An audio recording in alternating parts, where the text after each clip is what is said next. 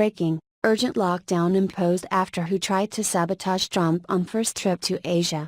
President Donald Trump departed today on Air Force One, heading for a planned trip to Asia that was scheduled to have him in the Orient for longer than any president has toured there in the last 25 years.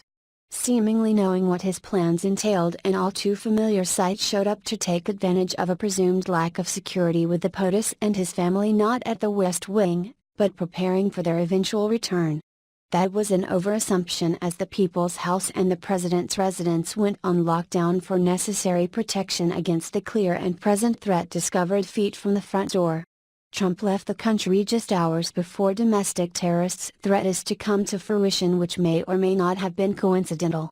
Shortly after Air Force One took off, security at the White House went on immediate alert after what was discovered on the grounds. Never in the history of our country has any president been under the same persistent threat of attack as Trump, and for that reason, his beefed up and highly trained security staff is a top priority to him, making it through these 4 years unscathed. The White House grounds were briefly locked down Friday during the arrest of one person who falsely claimed to have dropped explosives near the complex, the Secret Service said, according to USA Today. Irvin Pettaway, 33, of Washington, D.C., was charged with 1 count of felony threats. He allegedly made the claim just before 9:30 a.m., to a uniformed Secret Service officer on patrol across from the north fence line of the White House, the agency reported. The incident occurred near the time President Trump was departing for a 12-day trip to Asia, the source explained. Pettaway did not gain access to the White House grounds, the agency said.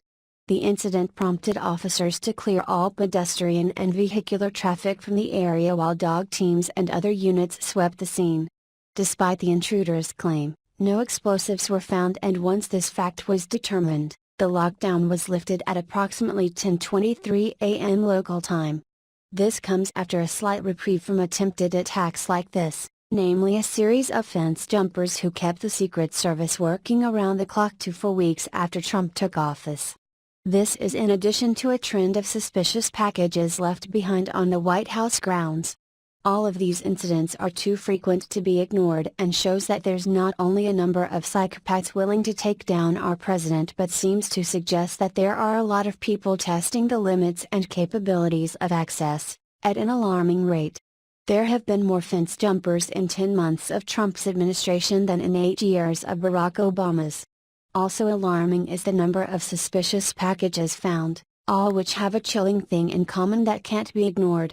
The last 2 times mysterious packages have been found in this same exact spot, it's been hours within the time that the Trumps have returned home from a publicized trip.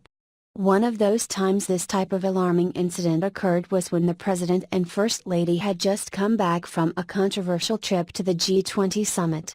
On July 9, Secret Service was forced to shut down the north fence line at the People's House after what they found outside, not far from where the Trumps were. Fox 32 Chicago reports, the Secret Service investigated a suspicious package outside the White House on Sunday night. The package was near Pennsylvania Avenue and 15th. Agents closed the north fence line of the White House as they investigated. They also closed 15th Street to vehicular traffic. At just after 7 p.m. Eastern Time on that Sunday, law enforcement personnel were still on the scene investigating the package to determine what it was and if it was a threat, the Secret Service alerted in a tweet at the time. There's no amount of security and seriousness that's too much when it comes to any first family's safety, but especially the Trumps, who are under increased and constant attack by lunatics who feel justified in following through on a deadly threat.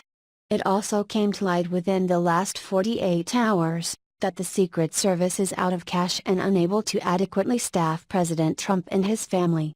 Although the blame for this was first placed on the Trumps and the size of his immediate and extended family combined, the truth is, there wouldn't be such a great need if there wasn't such an imminent threat posed by the incensed left.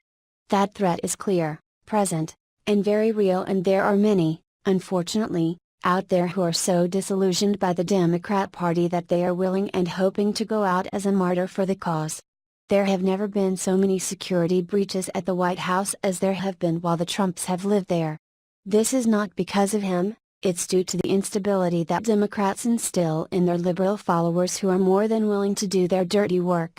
It began with a series of fence jumpers, a trend which seems to have gotten under control recently by Secret Service. Now, there are countless mystery packages found on the property.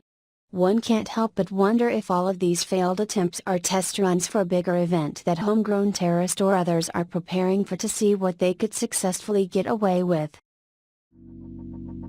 Let it go, make my body go. Take our bodies higher and higher.